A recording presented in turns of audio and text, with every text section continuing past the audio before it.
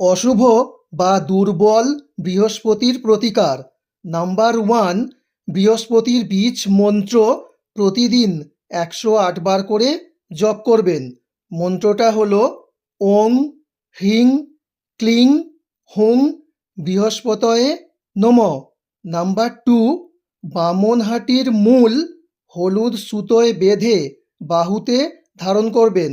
Number 3, গাঁটযুক্ত গোটা হলুদ সুতোয় বেঁধে বাহুতে ধারণ করবেন। নাম্বার 4, গুরুজনদের সম্মান করবেন। নাম্বার 5, অকারণে মিথ্যা কথা বলবেন না এবং ধর্মের পথে থাকবেন। নাম্বার 6, প্রতি বৃহস্পতিবার নিরামিষ আহার গ্রহণ করবেন।